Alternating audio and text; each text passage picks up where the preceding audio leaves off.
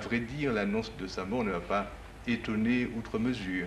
Mais ça m'a fait mal parce que Marius est un homme que j'aimais énormément. Nous avions l'un pour l'autre une très grande amitié, un très grand respect. Et le sachant très malade, j'ai tenu depuis quelque temps à être le plus souvent possible avec lui. Mais tu venais souvent, je venais souvent, tu venais à la Bohème, tu venais à la crêperie, oui. Avec tes tumbas, et Marius me disait, si tous les docteurs swingaient comme ça, ce serait formidable. Ce serait extraordinaire. C'est vraiment pour moi une grande douleur, cette disparition de Marius. Mais je crois que finalement, personnellement, je crois que c'est une fin qui doit inciter à beaucoup de réflexion. Cette fin de Marius, c'est une fin qui pour moi est un aboutissement à un grand problème qu'il avait et qu'il a lui-même exposé lors de l'interview qu'il a accordée à RFO il y a 2 ou 3 ans et qu'on a vu tout à l'heure au début du journal télévisé. On le reverra d'ailleurs, ce passage est important. Et je crois que c'est l'aboutissement d'un immense problème qu'avait Marius et qui ne pouvait se terminer que comme ça. Par une pirouette. Absolument. Fanny Audiac, vous avez été la dernière organisatrice du festival à recevoir Marius. Que tu as invité surprise, belle surprise. Oui, c'était une belle surprise. Nous le savions malade. Et vous saviez malade, vous? Je le savais malade, mais pas à ce point-là. Ouais. Je ne pensais pas que ça aurait été aussi rapide, que sa disparition serait venue si vite.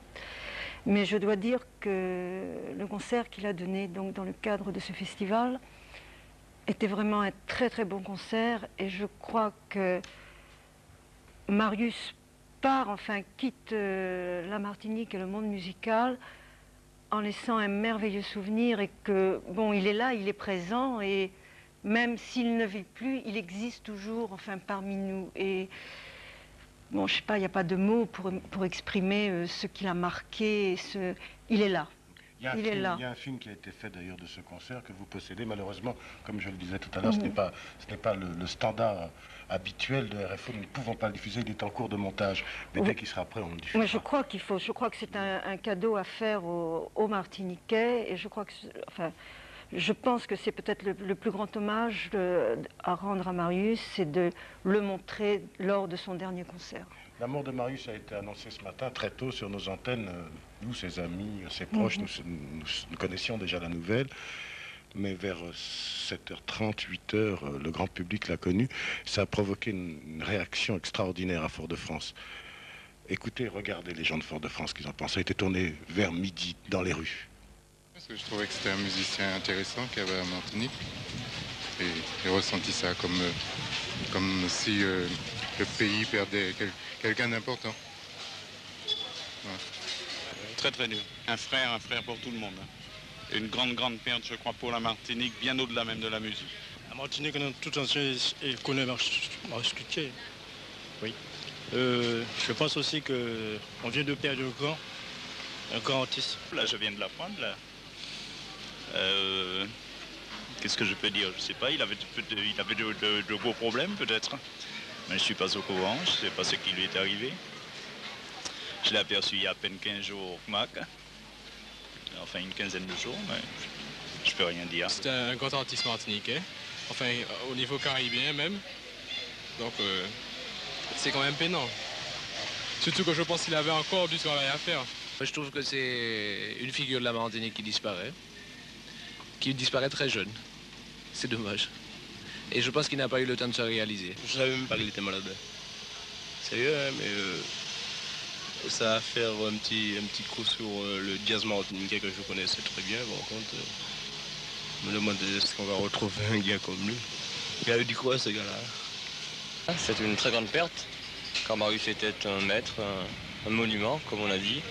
Et sa mort est pour nous une perte immense, dans la mesure où c'était, à mon avis, le meilleur pianiste martiniquais vivant en Martinique. Donc c'est une perte considérable que nous mettrons du temps à dépasser. C'est vraiment malheureux de perdre un artiste de sa valeur. Et je crois que... Enfin, je suis vraiment émue. J'ai été vraiment touchée parce que j'appréciais bien ses musiques. Ça fait mal, une figure, oui. Je ne vais pas en parler, je suis émue.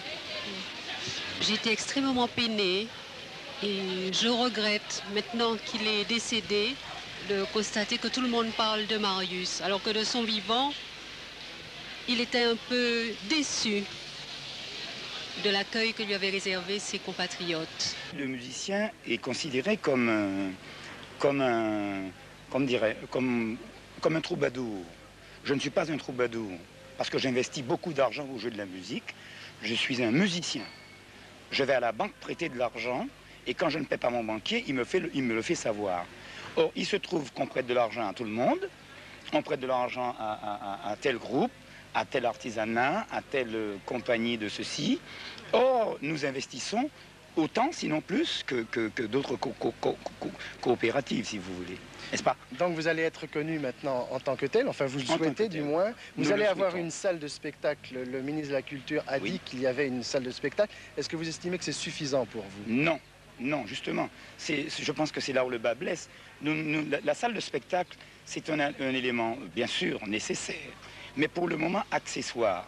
Ce dont nous avons besoin, c'est d'abord de la reconnaissance de notre profession, ce qui est très important à notre avis, c'est-à-dire que tout ce qui se passe en ce moment au niveau local, je veux dire que ce ne soit pas seulement les autres qui en profitent, que les musiciens eux-mêmes, les musiciens professionnels, il y a des musiciens professionnels en Martinique, qui ne soient pas laissés là comme laissés pour contre. Je veux dire, je sais pas, je n'en veux à personne, mais il est temps que ça finisse, et ça finira d'une façon ou d'une autre. Oui, ça finira d'une façon ou d'une autre, ça s'est fini hier soir. C'est ce que tu disais tout à l'heure. Hein. Oui, c'est ce que je disais. Oui. Je crois qu'il l'annonce finalement sa fin dans son interview de tout à l'heure. Comme je l'ai dit, Marius avait un problème qu'il partageait avec tous les musiciens professionnels de la Martinique, c'est celui de la reconnaissance de l'artiste dans son pays d'origine, surtout lorsqu'il s'agit d'un petit pays comme la Martinique. L'artiste martiniquais, surtout lorsqu'il a le talent qu'avait Marius, est-il obligé de s'expatrier? C'est ce que fait Célia. C'est ce que fait Célia. Francisco a vécu ça aussi. Pour pouvoir être reconnu, pour pouvoir vivre décemment et dans la dignité.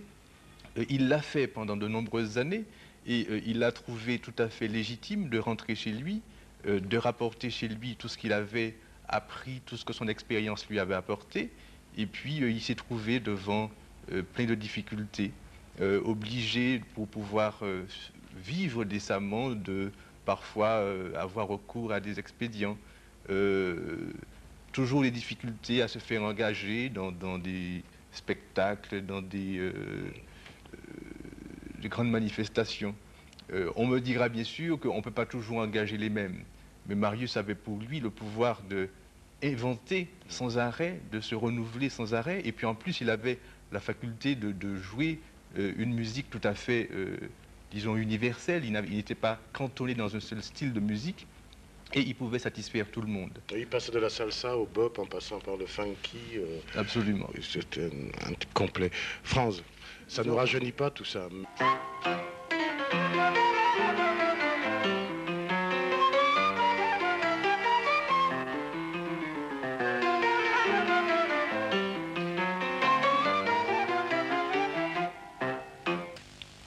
Marius Cultier, toujours la petite corde à la fin, comme ça, il aimait beaucoup ça. Concerto pour la fleur et l'oiseau, c'était un des derniers grands succès de Marius Cultier. C'était la chanson qui a été primée au concours de la chanson d'outre-mer. Malheureusement, nous n'avons pas pu avoir la version chantée par Justine Berroir. C'était Justine qui avait défendu les couleurs de Cultier, ça avait été un grand succès. Une mélodie éternelle, je crois. Simple, mais il n'y a rien à rajouter dessus. Facilement mémorisable et très belle, très poétique. Tu n'as jamais chanté de concerto, toi, Célia? Je n'osais pas. Je vais te dire sincèrement, je trouvais que Jocelyne, qui est une amie, que je connais depuis très longtemps et avec qui j'ai beaucoup travaillé, sincèrement, Marius me l'avait demandé. Il me demandait lorsque j'étais ici, et lorsque nous avons fait pas mal de choses déjà ici ensemble, et notamment le PLM que nous avons fait. Tu étais d'ailleurs là, à ce moment-là, tu nous as filmé. Marius m'avait demandé de la chanter, mais je n'osais pas. Je trouvais que Jocelyne la chantait bien, qu'elle l'avait marqué, que bon, je n'avais pas à le faire. Marius comprenait difficilement ça. Toi, France, tu as composé beaucoup avec lui. On a vécu très près l'un de l'autre à une certaine époque. sais pas. Sa musique, c'était lui. Hein. Il exprimait en musique ce qu'il sentait souvent. Un garçon plein. Il était très romantique, Marius. Vous avez écrit pas mal de chansons, il y en a certaines qui ont vu du jour, d'autres qui sont encore dans les cartons. On a composé des airs comme ça, on a fait des trucs, puis on a... Finalement, nous avons fait beaucoup d'ébauches, puis que nous n'avons pas terminé. On va sortir tout ça un de ces jours. On va sortir tout ça.